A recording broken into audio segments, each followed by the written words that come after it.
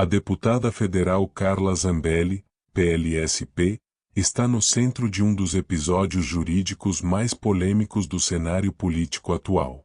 Em 14 de maio de 2025, a primeira turma do Supremo Tribunal Federal a condenou a 10 anos de reclusão, em regime inicialmente fechado, além da perda do mandato parlamentar e da obrigação de indenizar a sociedade por danos morais coletivos.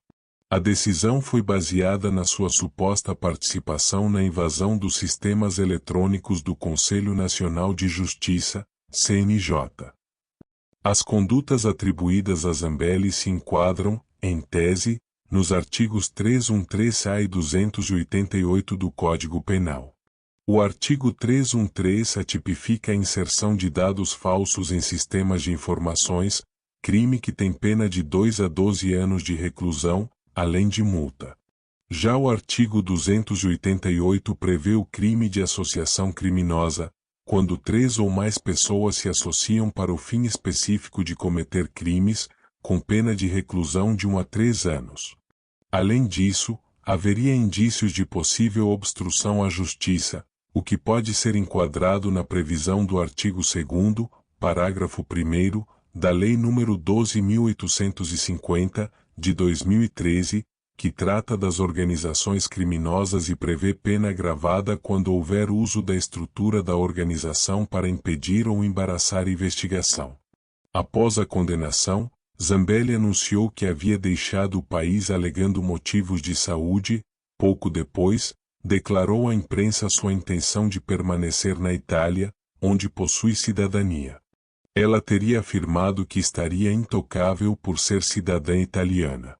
A possível fuga gerou forte reação no meio jurídico, sendo interpretada como tentativa de se furtar à aplicação da lei penal, nos termos do artigo 312 do Código de Processo Penal, que fundamenta a decretação da prisão preventiva para garantir a ordem pública e assegurar a aplicação da lei penal. Com base nesses fundamentos, o ministro Alexandre de Moraes decretou sua prisão preventiva com base no artigo 312 do Código de Processo Penal, que permite a medida quando houver prova da existência do crime e indício suficiente de autoria, e for necessária para garantir a ordem pública, a ordem econômica, a conveniência da instrução criminal ou para assegurar a aplicação da lei penal. Também foi considerada a hipótese do artigo 313, inciso I, do mesmo diploma legal, que admite a prisão preventiva nos crimes dolosos punidos com pena privativa de liberdade superior a 4 anos. Adicionalmente, aplicou-se o artigo 2º, parágrafo 1º, da Lei nº 12.850, de 2013, que autoriza medidas restritivas contra membros de organizações criminosas, sobretudo quando a tentativa de embaraço à investigação ou à aplicação da justiça. Além da prisão, determinou-se o bloqueio de bens, ativos e contas bancárias, com fundamento no artigo 4º da Lei nº 9.613, de 1998, Lei de Lavagem de Dinheiro, bem como a suspensão de repasses de verbas públicas ao gabinete parlamentar, o bloqueio de suas redes sociais e canais de comunicação digital. Com base nos artigos 319 e 320 do Código de Processo Penal, que autorizam a imposição de medidas cautelares diversas da prisão. Essas medidas visam garantir a efetividade da investigação criminal, impedir o uso indevido de recursos públicos e neutralizar a continuidade da prática criminosa por meios digitais. Foi ainda determinada a inclusão de seu nome na difusão vermelha da Interpol, nos termos dos tratados internacionais de cooperação penal e do princípio da reciprocidade entre Estados. Apesar de possuir cidadania italiana, Zambelli pode ser extraditada para o Brasil, a depender da análise das autoridades judiciais italianas.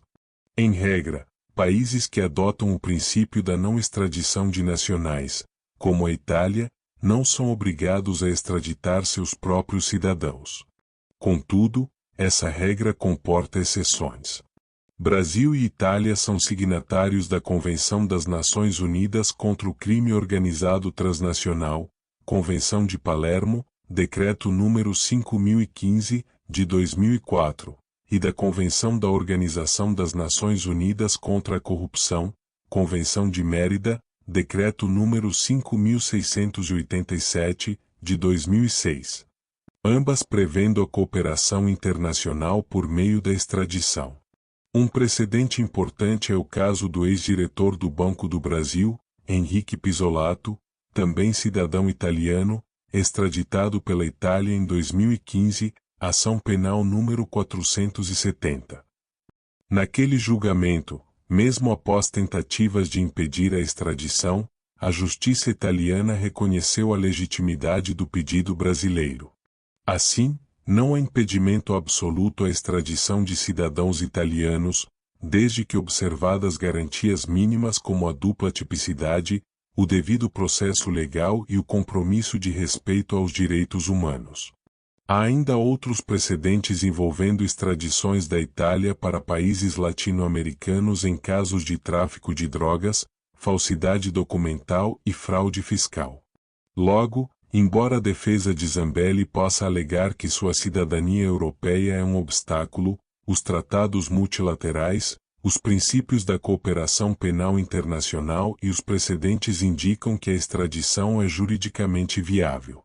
Atualmente, o paradeiro exato da deputada não foi confirmado oficialmente, mas tudo indica que ela permanece na Itália.